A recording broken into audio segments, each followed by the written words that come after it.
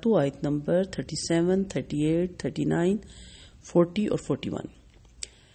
فتقبلها ربها بقبول حسن وأنبتها نباتا حسنا وكفلها زكريا كلما دخل عليها زكريا المحراب وجد عندها رزقا قال يا مريم أنى لك هذا قالت هو من عند الله إن الله يرزق من يشاء بغير حساب. چنانچہ اس کے رب نے اس کی منت کو بخوشی قبول فرما لیا اور نہایت اچھے طریقے سے اس کی نشو و نما کی اور زکریا کو اس کا سرپرست بنا دیا. جب بھی زکریا مریم کے کمرے میں داخل ہوتے تو اس کے ہاں کوئی کھانے پینے کی چیز موجود پاتے اور پوچھتے مریم یہ تجھے کہاں سے ملا؟ وہ کہہ دیتی اللہ کے ہاں سے ملا، بلا شبہ اللہ جسے چاہتا ہے بے حساب رزق دیتا ہے. ہنالک دعا زکریا ربہ قال ربی حب لی من لدنک ذریہ طیبہ انک سمیع الدعاء. زکریا علیہ السلام نے جب مریم کا یہ جواب سنا تو اپنے رب سے دعا کی، اے میرے رب مجھے اپنی جناب سے نیک اور پاکیزہ سیرت اولاد عطا فرمائیے، آپ ہی دعاؤں کے سننے والے ہیں. فنادته الملائکۃ وهو قائم یصلی فی المحراب ان لہ یبشرک بیحیی مصدقا بکلمات من اللہ وسیدا وحصورا ونبیا من الصالحین. پھر جب زکریا علیہ السلام محراب میں کھڑے نماز ادا کر رہے تھے تو فرشتوں نے پکارا اور کہا اللہ تعالیٰ آپ کو یحییٰ کی خوشخبری دیتا ہے جو اللہ کے ایک کلمے عیسیٰ کی تصدیق کریں گے. دو سردار ہوں گے، اپنے نفس کو روکنے والے ہوں گے اور نبی ہوں گے اور بہترین کردار کے مالک ہوں گے. قال ربی انا یکون لی غلام وقد بلغنی الکبر وامرأتی عاقر قال کذالک اللہ یفعل ما یشاء. زکریا علیہ السلام کہنے لگے میرے رب میرے ہاں لڑکا کیسے پیدا ہوگا جبکہ خود میں بوڑھا ہو چکا ہوں، میری بیوی بانجھ ہے. اللہ تعالیٰ نے جواب دیا ہاں ایسا ہی ہوگا، اللہ جسے چاہتا ہے جیسا چاہتا ہے ویسے ہی کرتا ہے. قال رب اجعل لی آیہ قال آیتک اللہ تکلم الناس ثلاثۃ ایام الا رمزا واذکر ربک کثیرا وسبح بالعشی والابکار. زکریا علیہ السلام نے عرض کیا پروردگار میرے لیے کوئی نشانی مقرر فرمائیے. اللہ نے جواب دیا نشانی یہ ہے کہ آپ 3 دن لوگوں سے اشارے کے سوا بات چیت نہ کر سکیں گے. ان دنوں اپنے رب کو بہت زیادہ یاد کیجیے اور صبح شام اس کی تسبیح بیان کیجیے. آیتوں سے واضح سمجھ آ رہا ہے پہلی تو چیز ہے کہ اللہ تعالیٰ نے حضرت مریم علیہ السلام کی والدہ کی اس منت کو قبول کیا اور بہترین طریقے سے قبول کیا کیونکہ ان کی نیت ہی خالص تھی اور اللہ کے لیے وقف کرنا تھا اللہ کی راہ میں.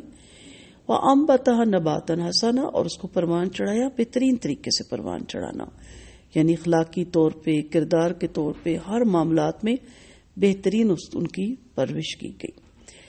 اور کفالت میں زکریا علیہ السلام کے دیے گئے جو کہ ان کے چچا تھے اور ان کے خالو تھے، اور وہ جب بھی داخل ہوتے تھے محراب میں تو وہاں دیکھتے تھے ان کے پاس رزق.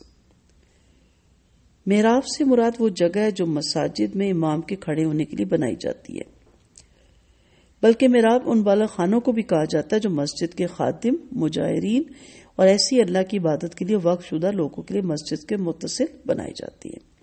انہی کمروں میں سے ایک کمرہ سیدہ مریم علیہ السلام کو دیا گیا جس میں وہ مصروف عبادت رہا کرتی تھی. اس کمرے میں سیدنا زکریا علیہ السلام کے علاوہ سب کا داخلہ ممنوع تھا. سیدنا مریم علیہ السلام کے لیے سامان خورد و نوش بھی سیدنا زکریا علیہ السلام ہی وہاں پہنچایا کرتے تھے.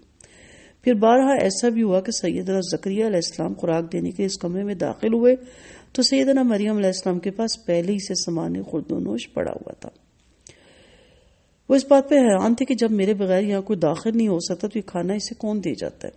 سیدہ مریم علیہ السلام سے پوچھا تو انہوں نے بلا تکلف کہہ دیا اللہ کے ہاں سے ہی مجھے رزق مل جاتا ہے، اس سے زیادہ میں کچھ نہیں جانتی. واضح رہے کہ آیت خرق عادت امور پر واضح دلیل ہے. انبیاء کے ہاں معجزات اور اولیاء اللہ کے ہاں کرامات کا صدور ہوتا ہی رہتا ہے اور یہ سب کچھ اللہ کی مشیت اور قدرت سے ہوتا ہے. اور سیدنا زکریا علیہ السلام کے لیے حیرت کی بات تھی ایک یہ کہ آپ جو سامان خورد و نوش سیدہ مریم کے پاس پڑے دیکھتے وہ عموماً پھر موسم پھلوں میں مشتمل ہوتا تھا، اور دوسرا یہ کہ جب میرا سوا اس کمرے میں کوئی داخل ہی نہیں ہو سکتا تو یہ پھل اور دوسرے سامان خود و نوش سید مریم کو کون دے جاتا ہے؟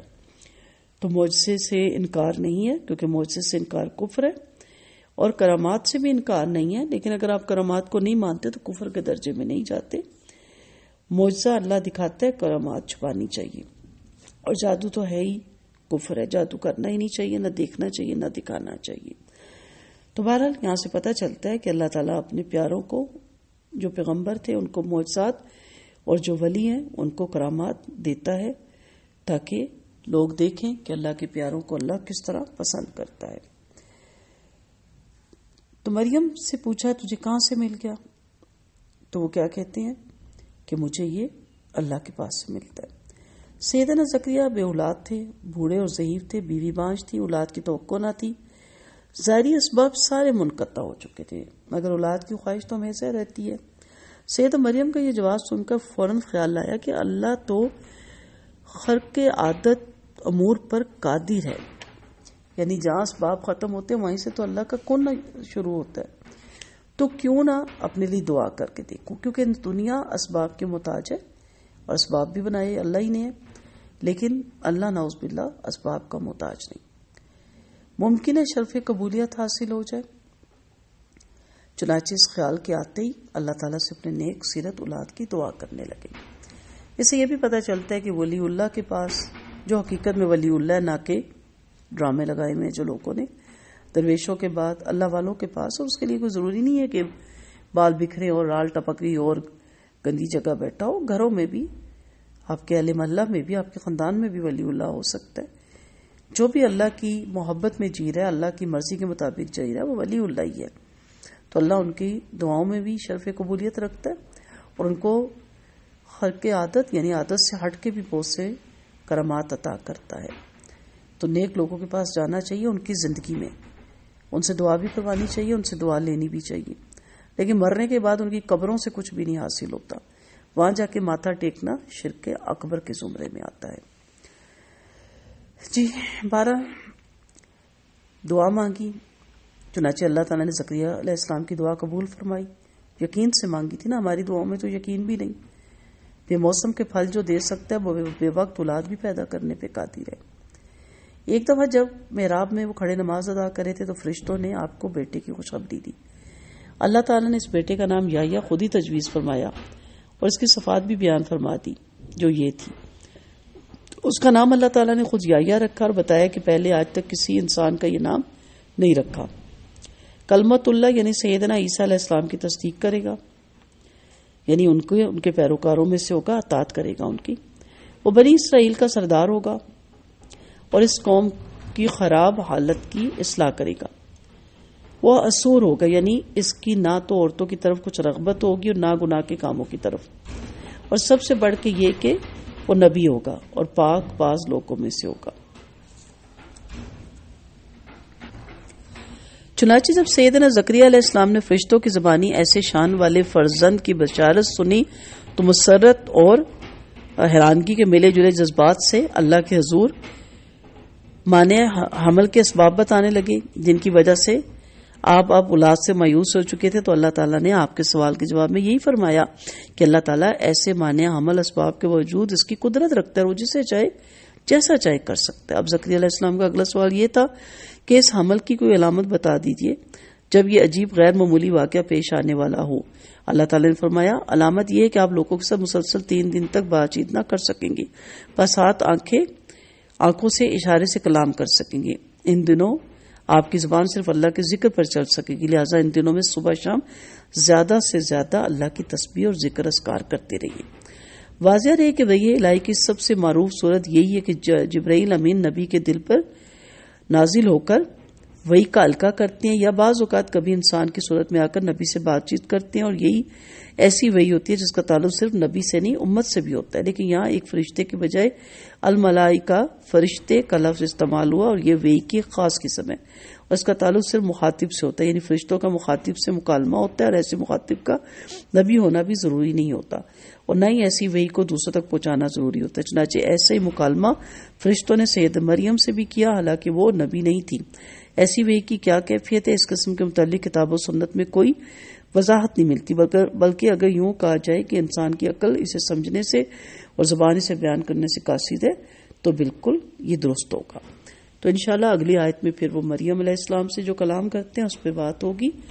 تو ان آیتوں میں ہمارے لیے یہی سبق ہے کہ اللہ کے کن کہنے کی محتاج ہے ہر چیز، اللہ سے کن کی فریاد کریں کہ ہماری دعاؤں کو وہ کن کہہ دے، اور کبھی بھی اللہ کی ذات سے مایوس اور نا امید نہیں ہونا چاہیے۔ وآخر دعوانا ان الحمد للہ رب العالمین۔